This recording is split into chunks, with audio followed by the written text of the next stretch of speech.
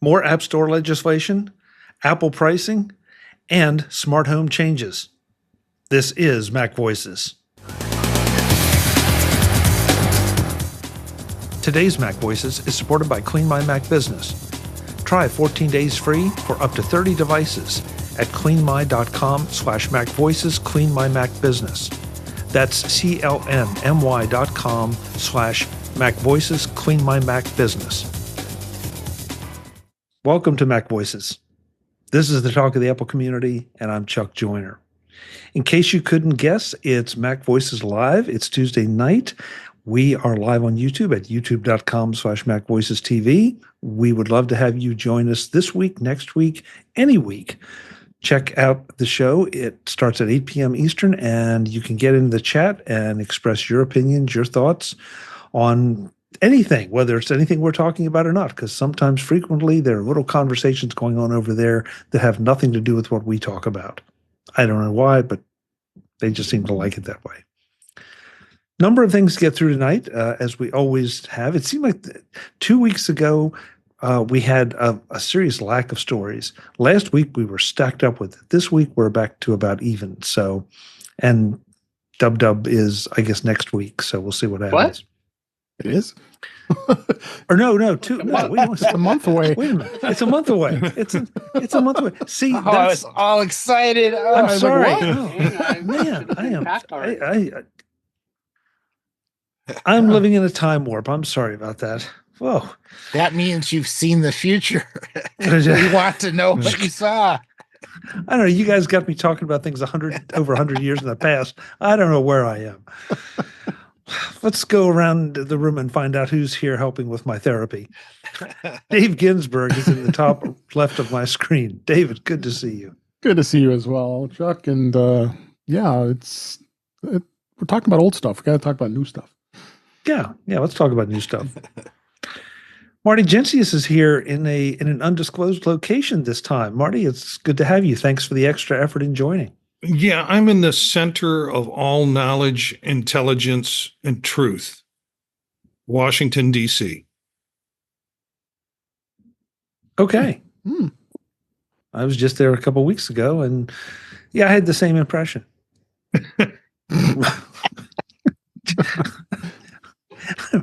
Brian Flanigan-Arthurs is here too. Brian, it's good to have you back.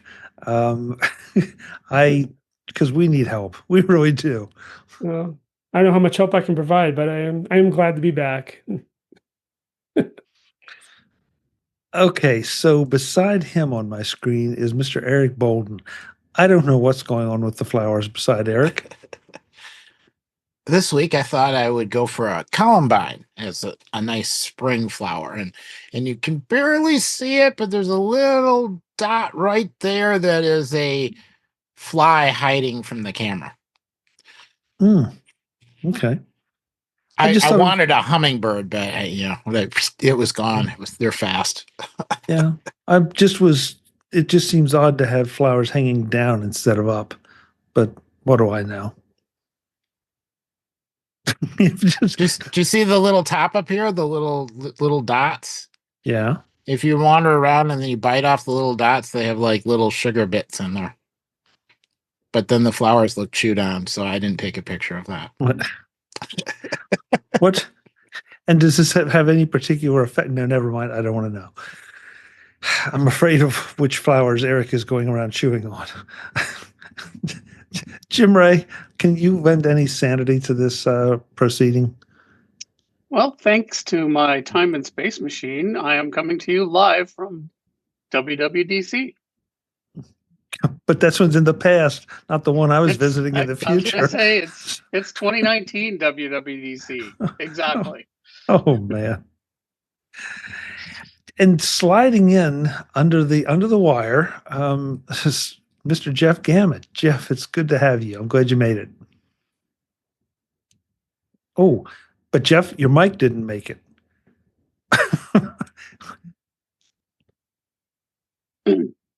How about now?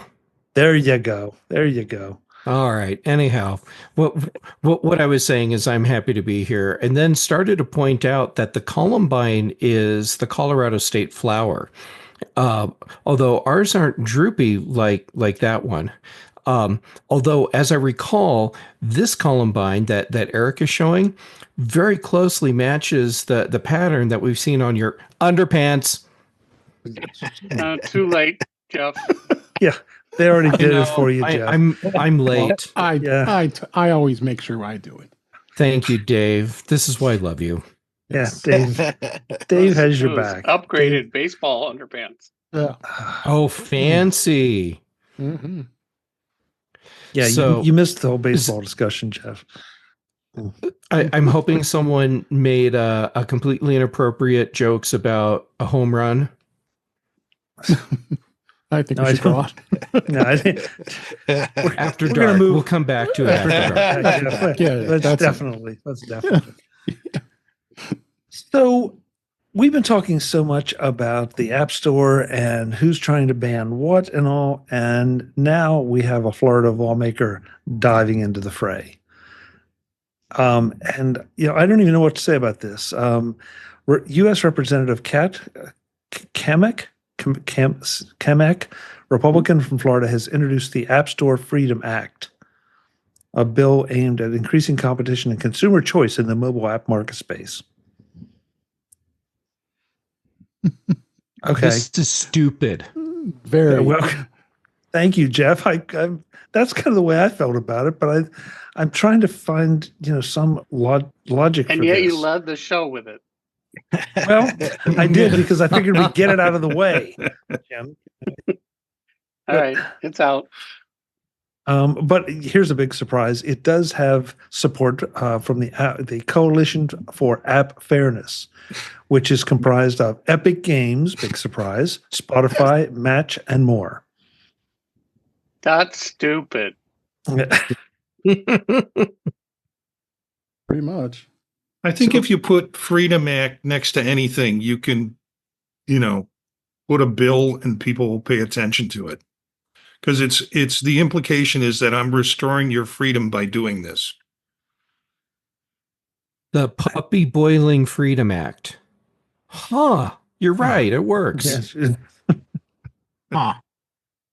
I guess the one thing that I keep looking at with so many of these stories that we've done over the past several years is how many times the same players are showing up as the folks who are behind it, endorsing it, maybe even funding it. With Spotify and Epic Games, or Epic Games and Spotify at any given moment, they're neck and neck, leading the charge, and then other folks stepping in behind it. And naturally, we're interested in the Apple App Store, but a lot of these movements, if you will, or a lot of the legislation applies to other app stores, including the Google Play App Store. So I just feel like somebody should do a little bit of an expose on this and say, okay, here it's fine, but who's behind it? Just like you see the investigative pieces on certain pieces of journalism, and they find out who the lobbyists are that are representing the companies that are supporting it, or the industries more accurately. Just somebody please pay attention to this when you see stories like this. Hey, Chuck, I can offer you up what I presume might be some of the logic behind this. I'll take it, Jeff. Okay, so first we've established this is stupid. What makes it stupid? Well, I mean, the list is long, but one of the key elements is if one state does this, but another state doesn't, then we get this patchwork of App Store implementations around the country, and there's no guarantee that if two states both have a law like Florida is looking at right now, that they would have the same requirements. So it turns into a hot mess. It wouldn't surprise me at all if Epic and Spotify have both partnered with or teamed up to get this bill in Florida to then push the legal discussion towards, well, what we really need to do is have a national app store Jeff? law. Mm-hmm. Although this person is from Florida, they're a U.S. congressperson, and they're Oh, this is in proposing a Congress? national bill. Yeah. Oh, well, then I can just shut up right now, and maybe I should read the articles before we talk about them. But Jeff, I think your sentiment is not incorrect. I mean, who was it?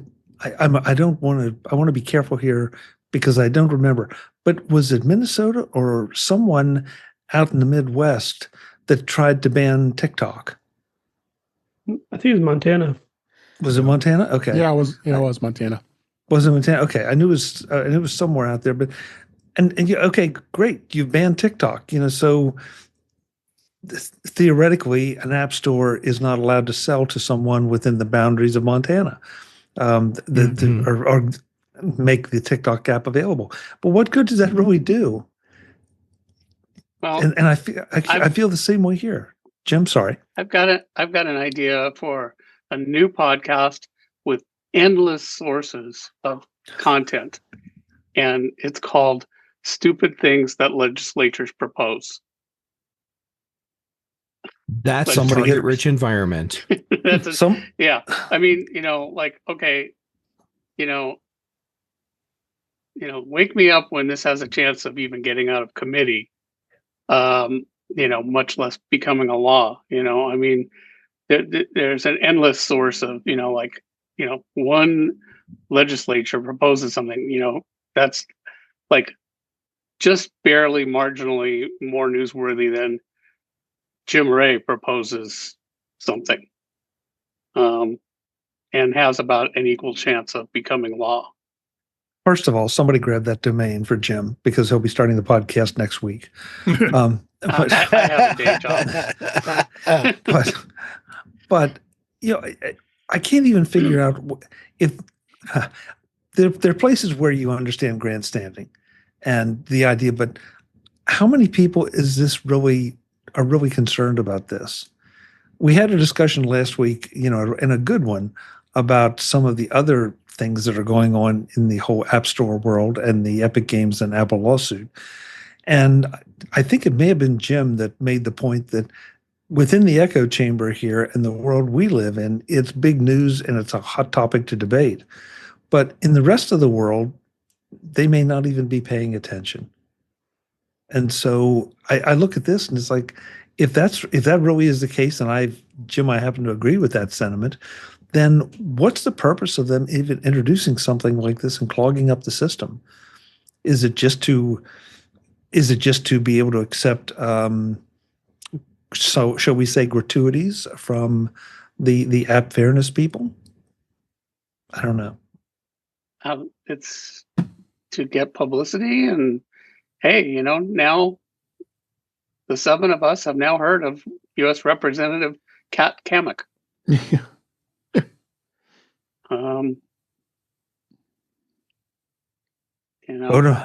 Vote him or her out of office. I kind of assume it's a her, but I'm not sure. So anyway.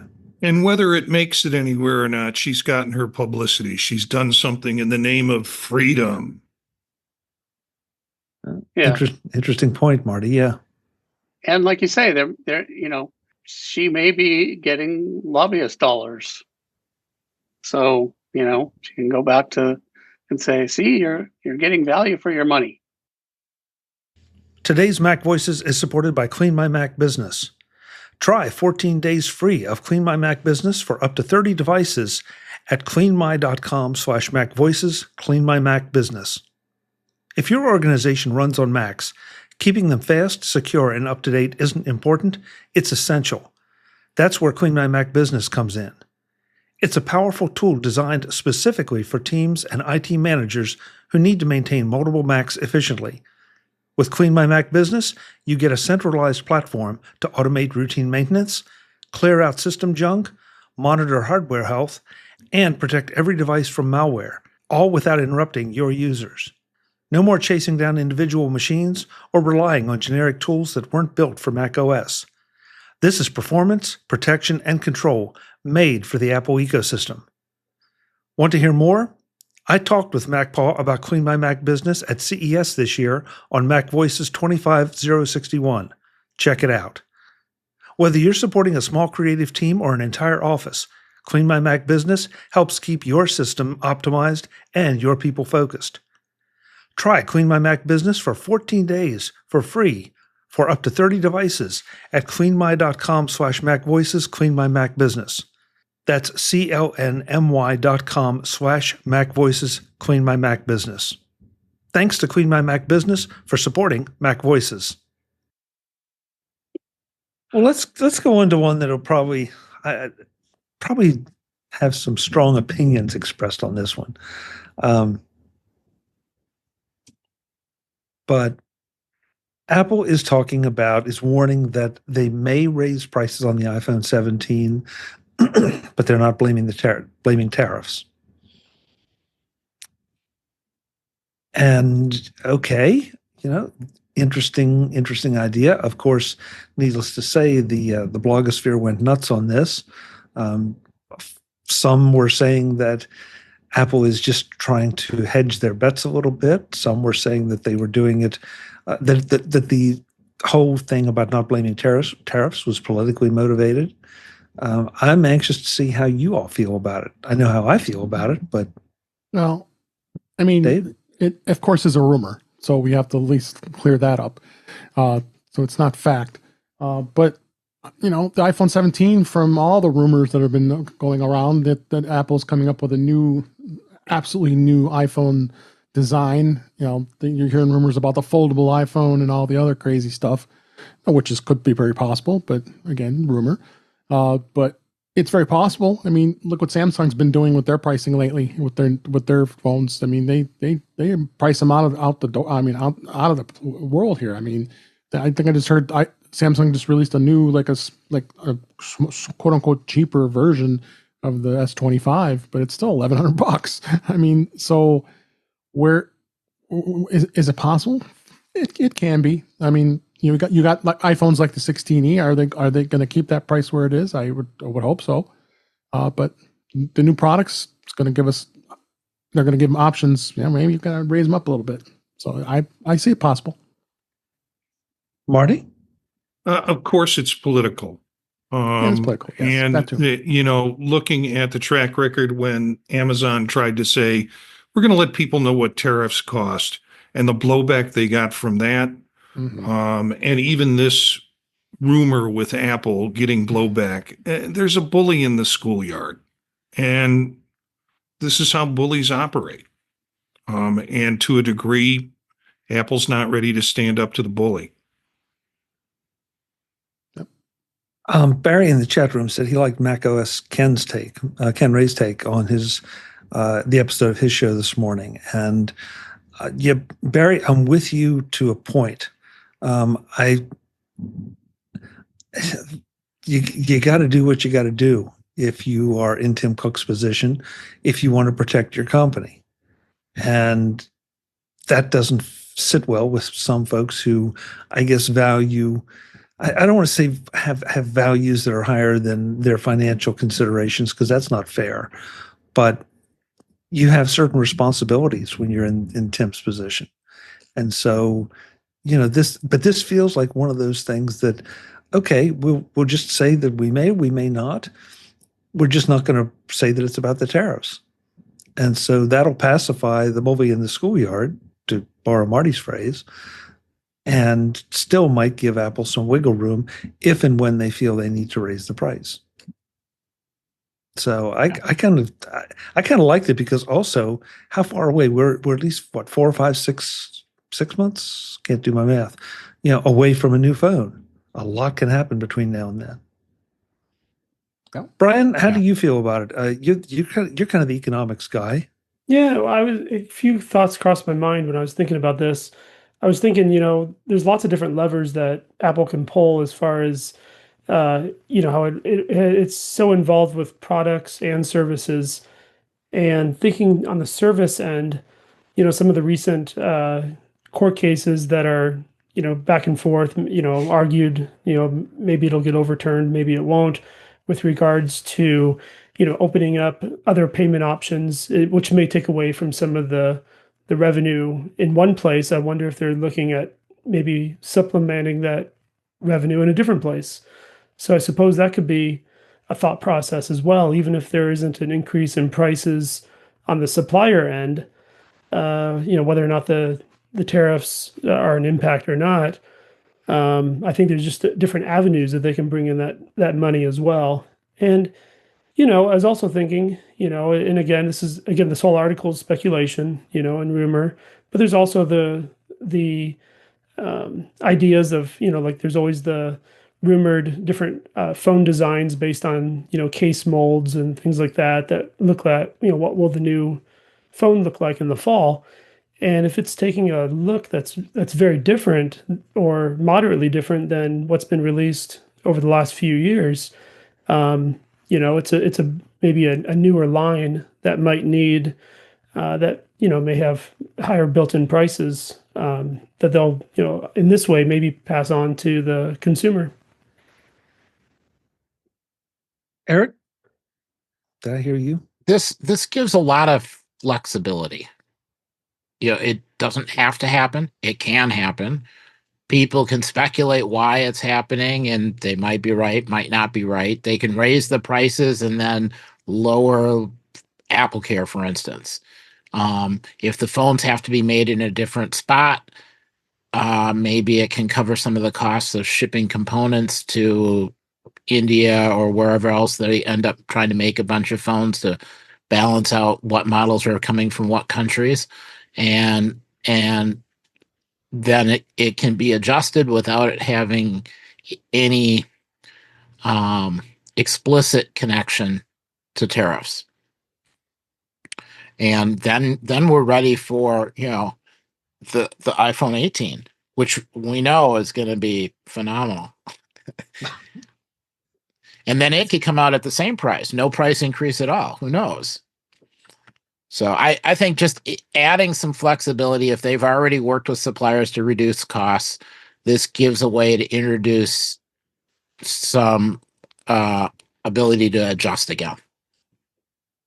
And you're right. I should have led with the fact that this is reported alleged, maybe. I hate maybes, but this was just such a hot topic that you feel like you had to touch on it a little bit. Jeff, you're unusually quiet on something like this. Mm-hmm.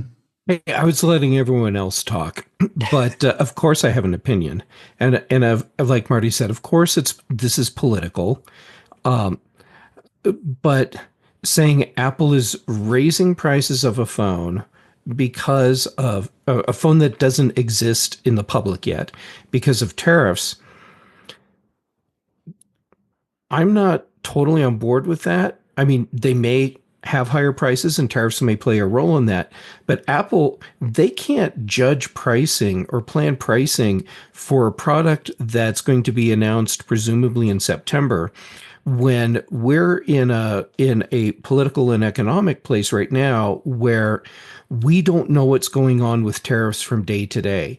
Companies can't plan a month in advance for pricing based on tariffs because they have no idea what they're actually going to be, because we're getting like practically daily changes to what the tariffs are, what the rates are, what countries these apply to. So there's no way Apple can today say, we are raising the price because of tariffs and we're going to raise it this much because of tariffs. They can plan for tariffs, but it's a crapshoot right now. There's no security in what's going on with tariffs and pricing for anyone right now. Well, we just over the weekend we saw it go from 130% with China down to 30%, and and now it's allegedly that's locked in for 90 days. But I'm with you, Jeff. I don't know when they finalize the pricing on those things, but this far out, especially in this volatile environment, it would seem like this is a good little, not insurance policy, but maybe just a good PR to say, hey, maybe we will, maybe we won't, but it's not because of the tariffs. But you bring up a great point, or whoever did, that they're going to be made in other countries other than China this time. India, Vietnam, I think, are both in the running. Brazil. or are producing. Brazil. Yeah, I forgot about Brazil. So, there may be unexpected costs associated with that, depending on which country they have to shift the manufacturing to that is capable of doing it to meet the need as well as some kind of reasonable price. So I think there are a lot more factors here at play than just tariffs and just politics. That's the way I saw it.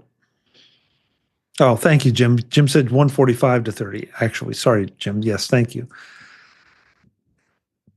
How could I miss that extra 15%? Because you weren't having to import. That's how you missed it.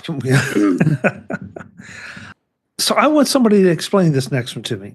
Apple is discontinuing support for older home architecture with iOS 19. Is this a big deal? Jeff? Yeah, Jeff, I'm going to look to you. It's not a big deal because this is a transition that's been going on for a while now. Apple has very clearly let us know that the new architecture thing is a thing. And so phasing it out with iOS 19, I don't recall if we've had official confirmation before now, really, but it doesn't matter in a sense, because this is something developers have been aware of for a long time. And I think for the people where it actually really matters, they've been following it closely enough, and everyone else, they just did the update whenever it happened for them and moved on. Yeah. So in a sense, this feels like a non-story, which is not to say we shouldn't talk about it, but more like this is an informational opportunity as opposed to a discussion about something controversial. So, Jeff, I'll ask the question that I know other people would ask. Do I need to do anything proactively to make this transition? Or is it just a matter of the home app that I'm using now will no longer function? Well, you've probably already taken the proactive step without realizing it. If you go into the home app and you go into the update software, there was at one point an option to update to the new architecture, and then, if I'm remembering correctly, at some point it just became part of the updates. So if you had been applying all of your updates, then it just happened. But if you go into settings in the home app and then go to software updates, if there's a button for updating to the new architecture, well, then you're on the old stuff, and you'll need to tap the button and get updated.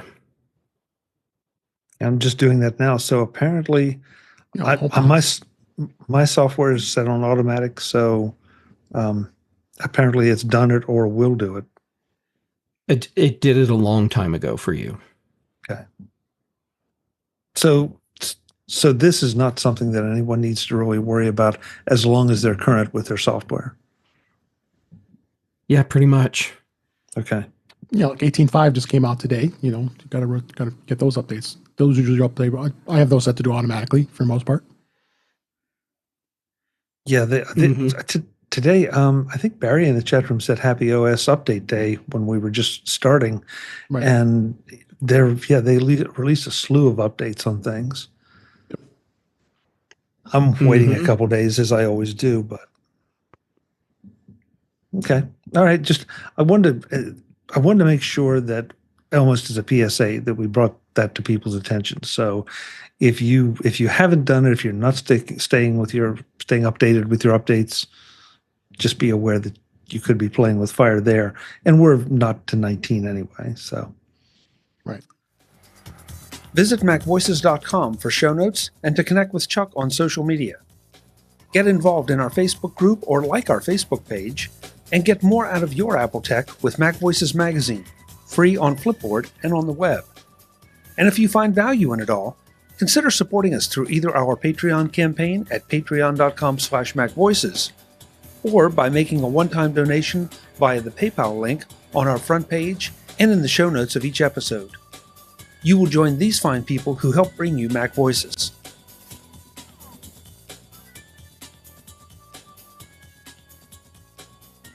Advertising handled by Backbeat Media at backbeatmedia.com. Bandwidth provided by CacheFly at cachefly.com.